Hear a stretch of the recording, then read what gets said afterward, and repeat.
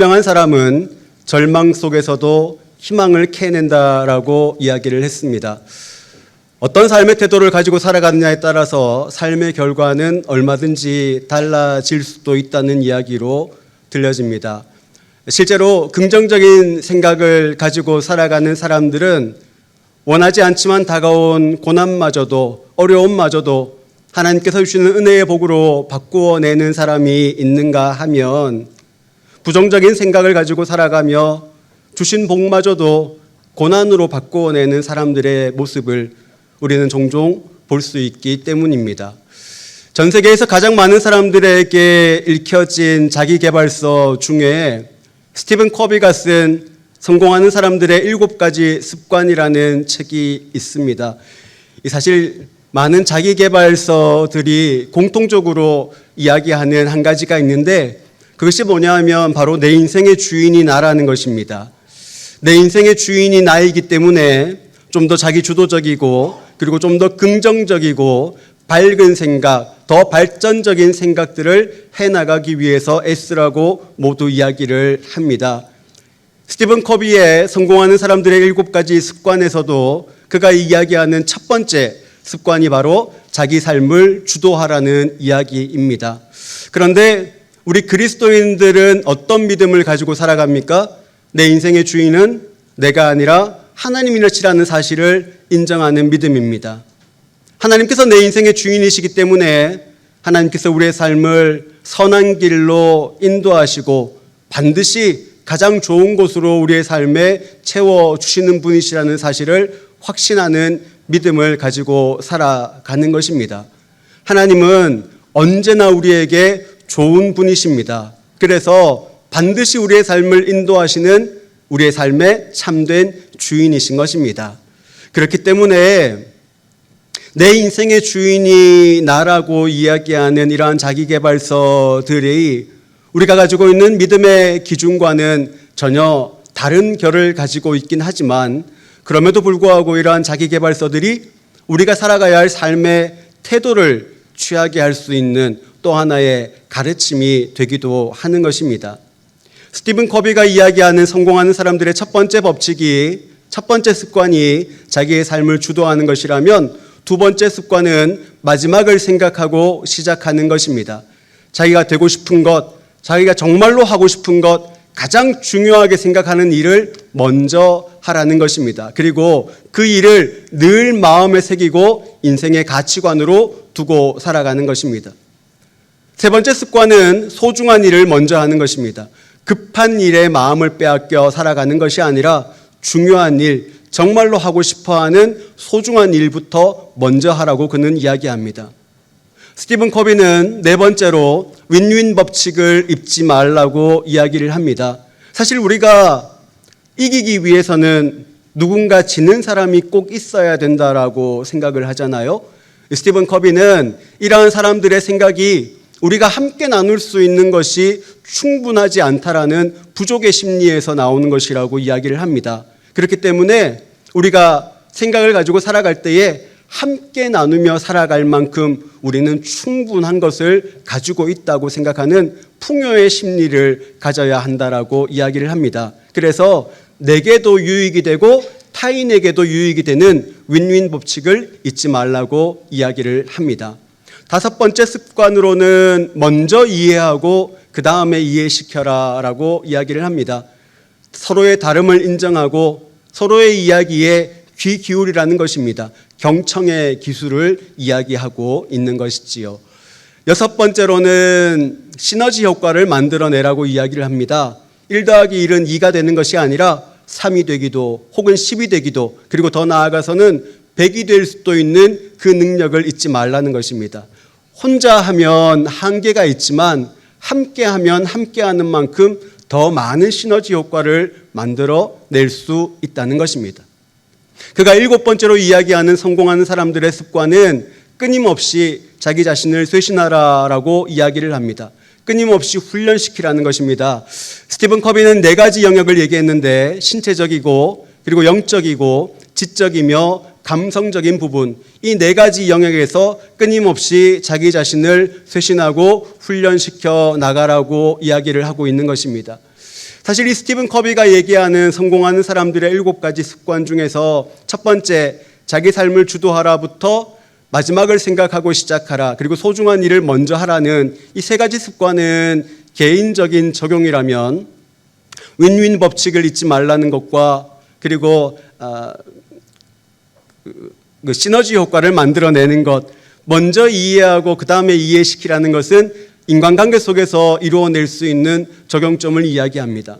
그리고 마지막 7번째 습관까지 다 읽어 내려가다 보면 우리는 한 가지 해석에 도달하게 됩니다. 그것은 바로 그 사람의 태도가 그 사람의 삶을 결정한다는 것입니다.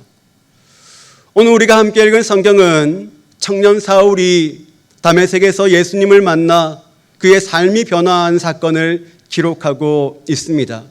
그는 교회와 성도를 그리고 더 나아가서 예수님을 핍박하는 사람이었습니다. 그랬던 그가 다메섹에서 예수님을 만나고 난 이후에 위대한 복음의 전달자로 변화되어지고야 만 것입니다. 예수님을 만나면 우리의 인생이 바뀌어질 수 있습니다. 예수님을 만나면 우리 인생의 참된 진리의 길을 찾아낼 수 있는 것입니다. 그런데 여러분, 그날 청년 사울의 시각에서도 그날의 사건이 과연 회심과 변화였겠습니까? 오늘 우리가 이 본문의 말씀을 청년 사울의 시각으로 다시 읽어 내려가고자 하는 것입니다. 사도 바울이 빌립보 교회에 보낸 편지인 빌립보서 3장 5절 말씀에 보면 사도 바울이 자신을 소개하는 장면이 기록되어지고 있는데, 그가 난 지 8일 만에 할례를 받고 이스라엘 베냐민 지파이며 히브리인 중에 히브리인이고 율법으로는 바리새인이며 열심으로는 교회를 박해하는 자이고 율법의 의로는 흠이 없는 자라고 자신을 소개합니다. 그는 길리기아의 다소 출신으로 어렸을 때부터 헬라 철학과 문학에 가까이 지냈던 사람이었고 덕분에 많은 것을 배울 수 있는 사람이었기도 합니다. 그는 유대인들 가운데 가장 존경받는 가말리엘의 제자로서 로마 시민권을 가진 사람이었다고도 기록하고 있습니다.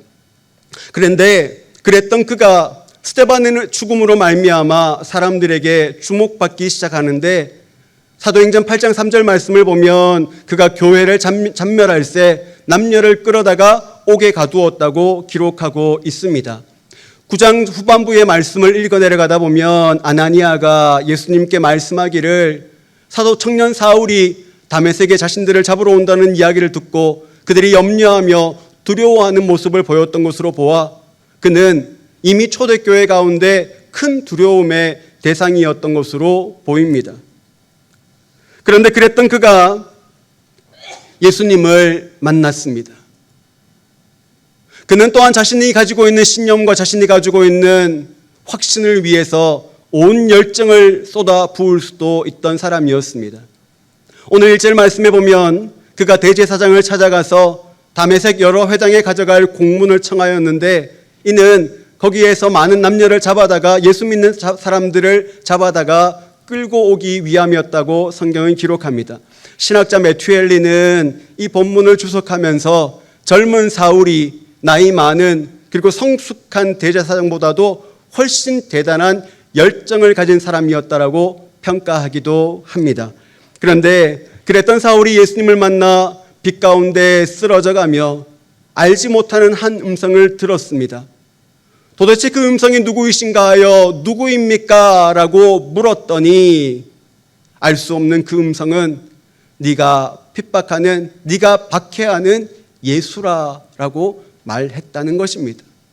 네가 박해하는 예수라. 여러분, 그 말을 들었을 때의 사울의 심정이 어떠했겠습니까? 그는 지금껏 예수라는 사람은 거짓이라고 생각해왔던 사람입니다. 그는 수많은 사람들을 미혹하고 어지럽게 하고 혼란스럽게 하는 인물이라고 생각했습니다. 그래서 예수님을 따르는 사람들을 잡아다가 옥에 가두는 것이 자신의 평생의 소명이고 자신에게 주어진 하나님의 사명이라고 생각했습니다. 그래서 그 일에 열심을 내었습니다. 그 일에 최선을 다했습니다. 지금껏 교회를 핍박하고 성도를 박해하고 더 나아가서 예수님을 박해하는 일에 그 누구보다도 앞장섰던 사람이 바로 청년 사울이었습니다. 그런데 다메섹에서 만난 알 수 없는 그 누군가가 나는 네가 박해하는 예수라라고 말하는 순간 어쩌면 그의 마음에는 지금껏 달려왔던 그의 모든 삶이 부정당하는 느낌이었을 것이라고 생각됩니다. 그것이 전부라고 생각했는데, 그것이 옳은 일이라고 생각했는데, 그래서 그의 젊음을 바쳐 최선을 다하며 헌신해 왔는데, 그런데 그것이 잘못되었다니. 사람들이 얘기하는 예수 그리스도의 죽으심과 부활하심이 사실이었다는 사실을 깨닫는 순간 그는 지난 시간 살아왔던 자신의 모든 삶을 통째로 부정당하는 느낌을 받았을 것 같습니다. 그런데 그가 알지 못했던 한 가지 사실은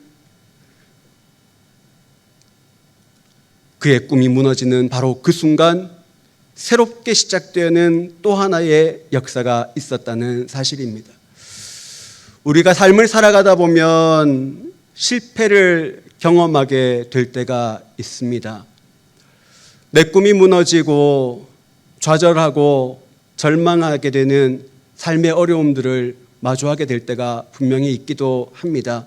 그런데 그 모든 꿈이 무너지고 좌절하는 절망의 순간에서라도 우리가 결코 포기할 수 없는 한 가지 분명한 이유는 나의 꿈은 무너져도 나를 향한 하나님의 꿈은 절대로 무너지지 않는다는 사실 때문입니다. 나의 계획은 실패할 수 있지만 나를 향한 하나님의 계획은 결코 실패하지 않는다는 사실입니다. 청년 사울의 꿈이 무너졌던 그 순간 사도행전 9장 15절 말씀을 보면 예수님께서 아나니아에게 이렇게 말씀하십니다. 그 사람은 내 이름을 이방인과 임금들과 예루살렘 자손들에게 전하기 위하여 택한 나의 그릇이라. 청년 사울의 꿈이 무너지는 그 순간 하나님의 꿈이 시작되고 있는 것입니다. 청년 사울의 꿈이 좌절되는 그 순간 하나님의 꿈이 그의 인생을 통하여 새롭게 역사하기 시작한 것입니다. 그의 꿈은 무너졌지만 하나님의 꿈은 이제 비로소 시작하고 있는 것입니다. 우리의 삶의 자리에서도 마찬가지입니다. 내 욕심이 무너져야 하나님의 계획이 시작됩니다. 나의 의지와 나의 능력과 내가 그동안 내 힘으로 일구어왔다고 생각했던 내 모든 계획들이 무너지는 바로 그 순간 나를 향한 진짜 하나님의 계획이 비로소 시작되어지는 것입니다.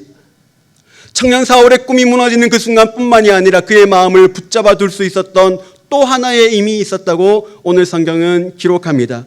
6절 말씀에 보면 너는 일어나 시내로 들어가라. 네가 행할 것을 내게 이를 자가 있느니라. 예수님께서 그에게 말씀하셨다는 것입니다. 8절 말씀을 보면 청년 사울이 눈을 떴으나 아무것도 보지 못했다고 기록합니다. 분명히 눈은 깜빡이고 있는데 피부로 전해지는 감촉은 그의 눈이 떠져 있는 것을 분명히 느끼고 있는데 그는 아무것도 보지 못했습니다. 그의 꿈이 무너지고 그가 지난 시간 동안 최선을 다해서 달려왔던 그의 삶의 모든 시간들이 부정당하는 것만 같은 마음의 무너짐 뿐만이 아니라 앞이 보이지 않는 몸도 쓰러져 가고 있었던 것입니다. 몸도 마음도 지쳐가고 무너지던 바로 그 순간 예수님께서 그에게 말씀하셨습니다. 일어나 시내로 들어가라. 예수님께서는 그에게 가야 할 길을 알려주셨고 가야 할 사명을 보여주셨던 것입니다. 그리고 네가 행할 것을 이를 자가 있느니라. 그에게 함께 갈 수 있는 동역자가 있다고 말씀하셨던 것입니다.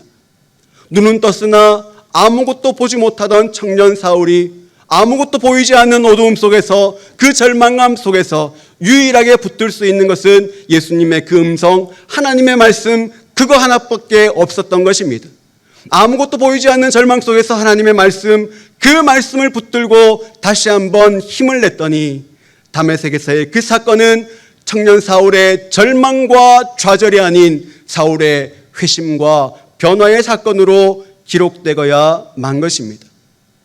오늘 우리는 다음 세대 교회 교사 헌신 예배로 함께하고 있습니다. 우리가 함께 양육하고 훈련하며 교사로서 사명을 부름받은 이유는 무엇입니까? 하나님의 사람 예수 그리스도의 제자를 키워내기 위함입니다.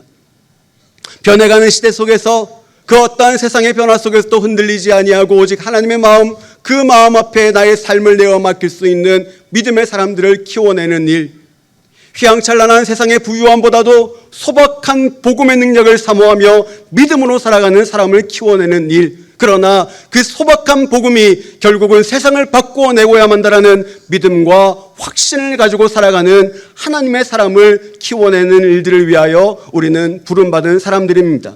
특별히 오늘 헌신을 다짐하는 우리 모든 교사들은 그 일을 위하여 함께 헌신하고 그 일을 위하여 하나님의 부르심 앞에 함께 세워져 있다는 사실을 결코 잊지 말아야 하는 것입니다. 그런데 오늘 본문은 우리에게 또한 이런 사람을 키워내야 한다라고 이야기를 합니다. 나의 꿈은 무너져도 결코 무너지지 않는 하나님의 꿈을 바라볼 수 있는 비전의 사람을 키워내야 하는 것입니다.